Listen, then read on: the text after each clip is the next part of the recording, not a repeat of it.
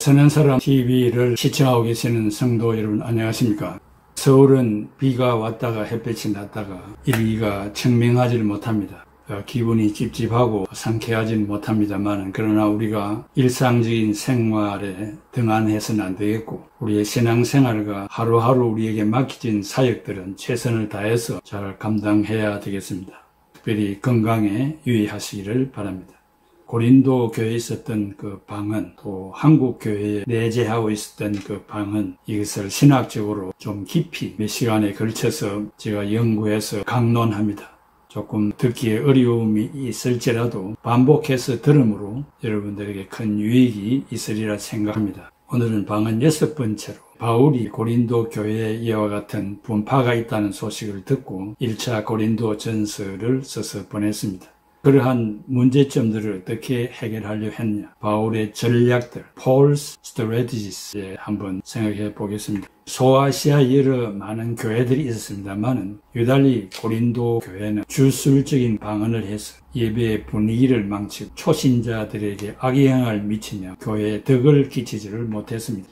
바울은 고린도 교회의 공동체를 어지럽히며 방언의 주체자들인 힘있는 부자들과 여자 사제들을 변화시키려고 노력했습니다. 바울은 인간적인 방법이나 교권을 동원하지 않고 자기의 희생적인 사랑과 기독교 종말론을 가르치는 것으로서 그네들의 신앙을 고차원적으로 만들고자 노력했습니다.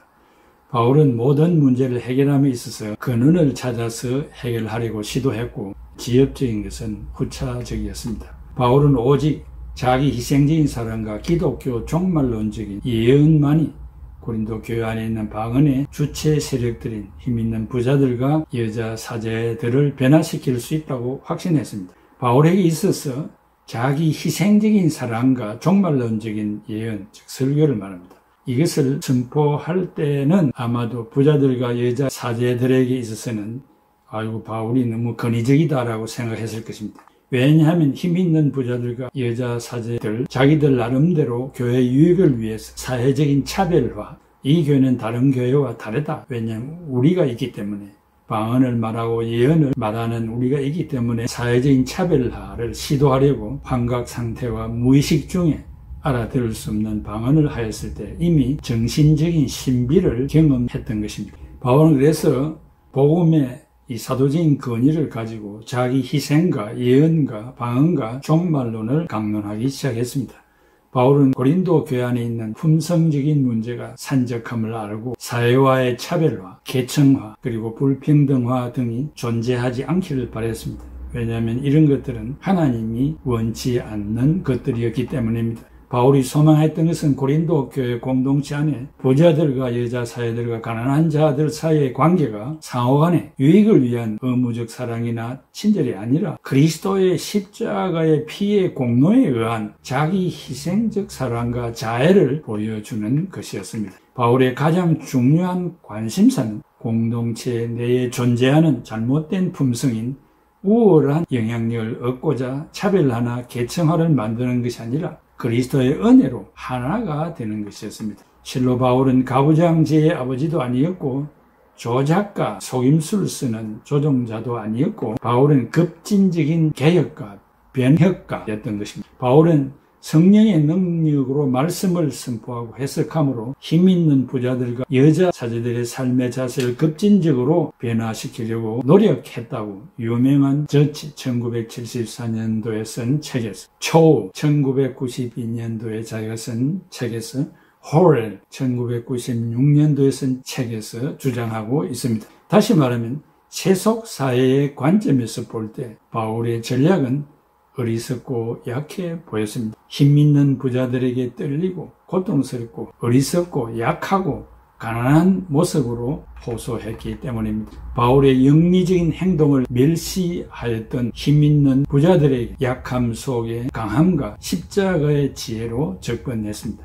고린도후서 12장 10절에 내가 약한 그때의 강함이니라 라고 했습니다. 바울은 완전한 구원, 죄의 권세에서의 자유, 그리고 자기 희생적 사랑을 위해 오직 하나님의 능력에만 초점을 맞추었습니다. 바울이 힘있는 부자들과 여자 사제들의 생활 태도를 변화시키려는 구체적인 전략들이 몇 가지 있었는데 저는 바울은 자신과 힘있는 부자들과 여자 사제들 사이에 갈등과 불협화 그리고 긴장이 있었음을 선언했습니다. 이상한 방언을 해서 우월감을 가지면서도 내적으로는 남들보다 더 못한 문제점들을 자행하는 것을 바울은 목격했습니다. 그런 것들을 노골적으로 드러내지 않고 근본을 시정하려고 자기 희생을 아끼지 않는 모습을 발견하게 됩니다. 거기에는 분쟁이 있습니다.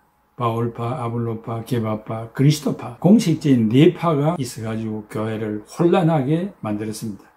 바울의 사상 에베소 4장 4, 5절에 몸도 하나요 성령도 한 분이시니 주도 한 분이시요 믿음도 하나요 세례도 하나요 하나님도 한 분이다. 갈라디아서 5장 20절에 우상 숭배와 주술과 원수 맺는 것과 분쟁과 시기와 분냄과 당 짓는 것과 분열함과 이단과 이런 것들을 다 제거하라고 바울이 말한 바가 있기 때문에 그렇습니다. 또 힘있는 부자들의 영적 상태가 아이와 같았고 저저로 먹여야 될 형편이고 육신에 속한 자였습니다. 에베소 4장 13절에 우리가 다 하나님의 아들을 믿는 것과 아는 일에 하나가 되어 온전한 사람을 이루어 그리스도의 장성한 분량이 충만한 데까지 이르리니 고린도 교회 안에는 계모와 동거하는 부도덕한 교회를 지원하는 그들의 행동이 있었습니다. 아버지의 아내를 취하고 누룩과 같고 악한 사람들이었습니다.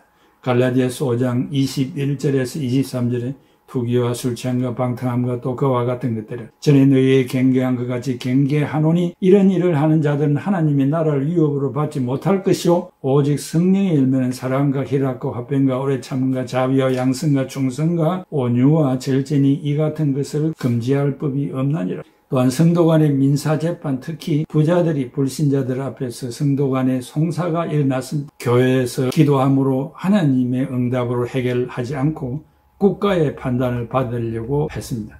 고린도전서 6장 1절에 성도가 세상을 판단할 것을 너희가 알지 못하느냐. 세상도 너희에게 판단을 받겠거든 지극히 작은 일 판단하기를 감당하지 못하느냐. 그렇게 하지 말라는 것입니다. 성적 부도덕이 있었습니다. 음란하고 창녀가 있고 음행이 있었습니다.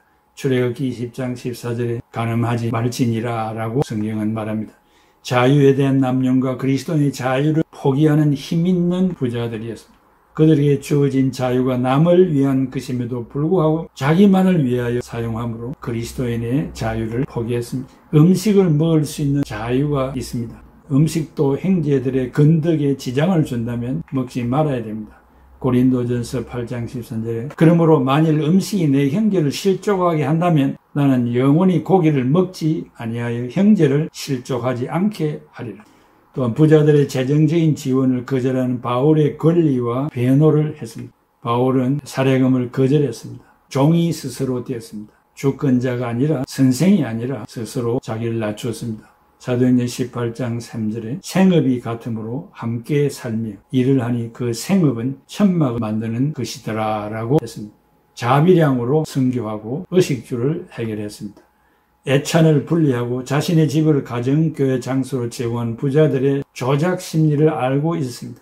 이렇게 하는 것은 자기의 이름을 내기 위한 것입니다. 교회를 위해서 일하는 자들을 위해서 음식을 준비하고 있는데 먼저 왔다고 해서 그것을 다 먹어버리는 경향이 있었고 이런 애찬과 또 주님 앞에서 행하는 성찬 구별이 되질 못했고 집에서 밥을 먹고 교회에 와야 함에도 불구하고 밥을 먹지 않고 와서 성찬을 가지고 자기 배를 채우려고 하는 무리들이 있었기 때문에 엄연히 이것은 구별해야 한다고 말했습니다.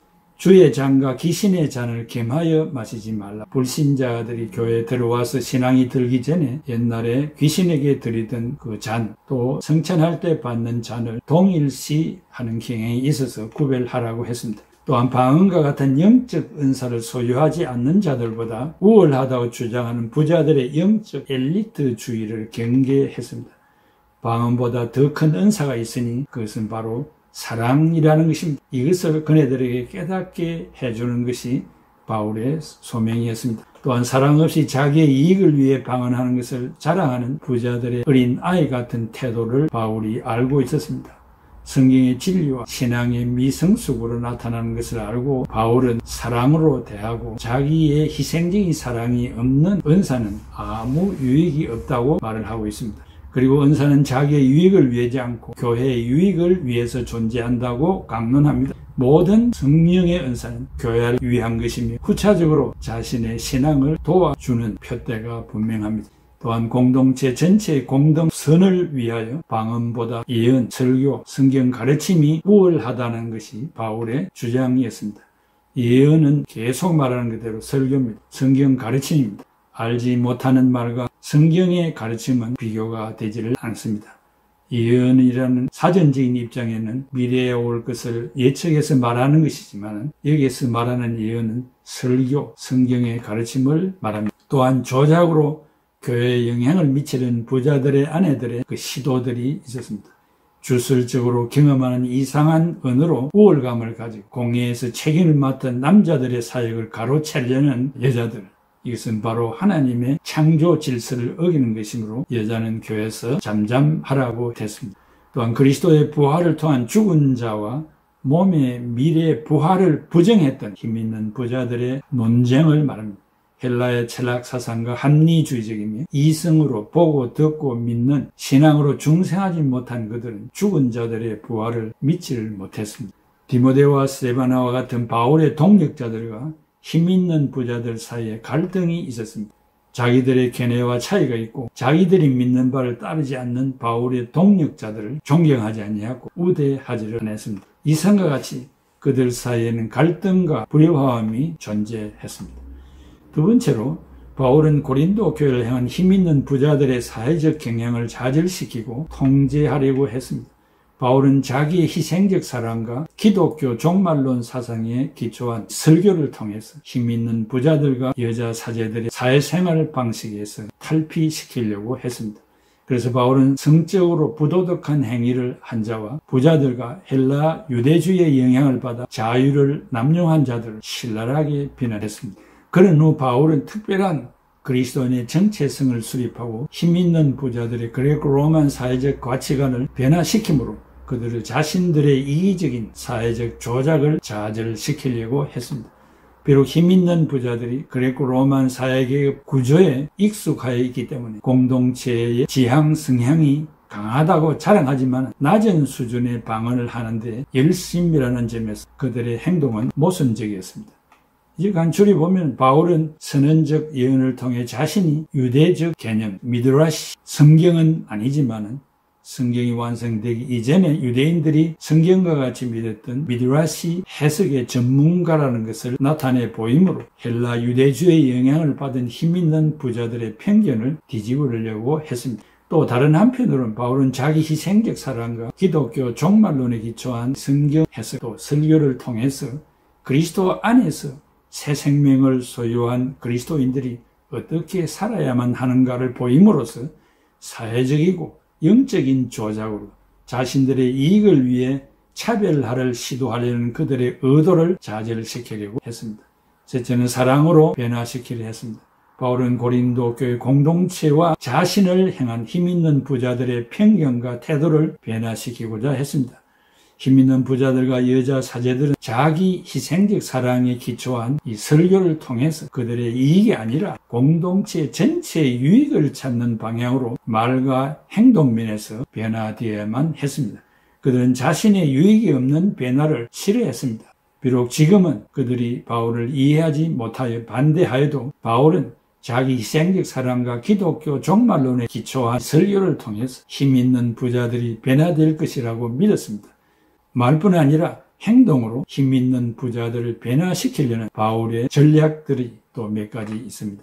그것은 자기 희생적 사랑에 따른 하나님의 새 질서 지도를 보여주기를 원했고 또한 한 성령으로 모두가 하나가 되어야 한다는 것이고 또한 사랑의 자세로 십자가의 복음을 선포해야 한다는 것이고 세례를 베풀어 온 것이 아니라 복음을 전하려 왔다는 것이며 또한 종말론적 사상에 기초한 하나님의 왕국의 새로운 사회 질서를 구축해야 한다는 것이며 공로를 자랑하지 말고 판단하지 말라는 것이고 힘있는 부자들을 위해 자신을 종으로 만들어서 스스로 종이 되어서 그네들을 깨우치고자 했습니다.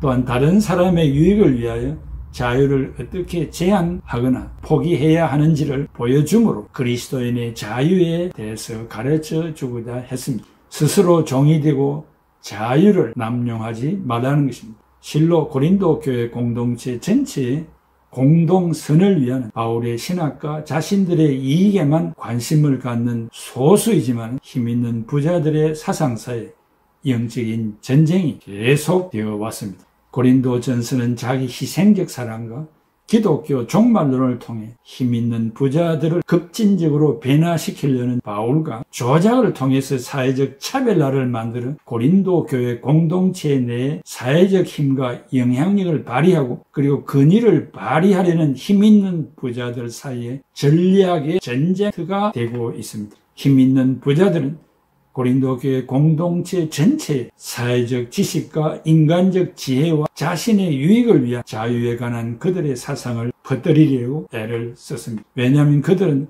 환상적 방언을 함으로 그들의 영적 상태가 격상되었다는 우월감에 도취되어 있었기 때문입니다. 어느 교회나 방언하는 교회는 방언을 하는 자들로 통해서 자기의 영적 상태가 방언하지 못하는 사람보다 격상되어 있다는 우월감에 도취되어 있기 때문에 문제가 제기되는 것입니다. 그러나 바울은 성령의 역사를 통해서 설교를 이해력 있게 선포함으로 고린도 교회 공동체, 특히 힘있는 부자들과 여자 사제들을 설득하려고 무진장 애를 썼습니다. 바울은 힘있는 부자들이 자기 희생적 사랑의 행동과 말에 기초한 설교를 통해 반드시 변화될 것을 확신했습니다. 비록 바울은 급진적 개혁가였을지라도 그의 수사학적 전략은 그리스도의 종으로서 온유와 겸손에 기초한 것이었습니다. 당시 그리고 로만 사회에 만연한 주술적 이방 예언과 방언을 너도 나도 없이 하고자 애를 썼습니다. 특별히 그들은 주술적이고도 환상적인 방언과 예언을 하는 것을 자랑했고 그리고 그들의 의도는 자기들의 이익을 위한 영적 은사로서 타인과 차별화를 시도하는 것이었습니다. 그들은 방언과 환상적인 외모를 창출함으로 다른 교회 성도들과 차별화를 이루려 하였고 그래서 공동체 안에 그들의 힘과 영향력을 과시하고자 하는 분파, 분당을 지었습니다. 그는 수사학적 전략으로 선언적 예언을 통해 힘있는 부자들과 갈등이 있음을 선언하고 그들의 생각과 계획을 좌절시키고 변화시키려 했습니다.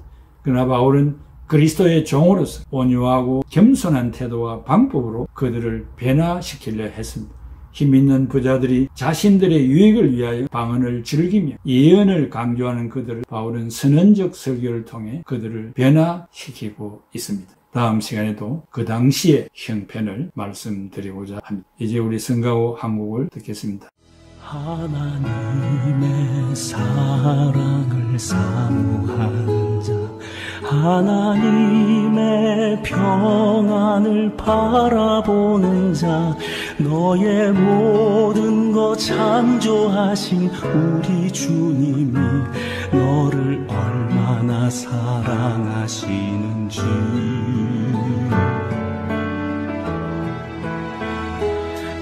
하나님께 찬양과 경배하는 자, 하나님의 선하심을 닮아가는 자, 너의 모든 것 창조하신 우리 주님이 너를 자녀 삼으셨네. 하나님 사랑의 눈으로 너를 어느 때나 바라보시고 하나님 인자한 귀로서 언제나 너에게 기울이시니 어두움에 밝은 빛을 비춰주시고 너의 작은 신음에도 응답하시니 너는 어느 곳에 있든지 주를 향하고 주만 바라볼지라.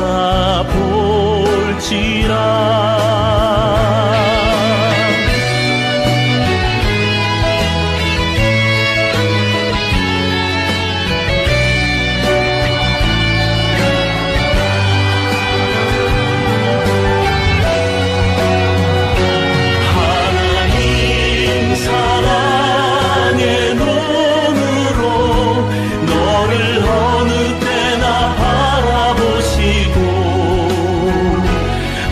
향하고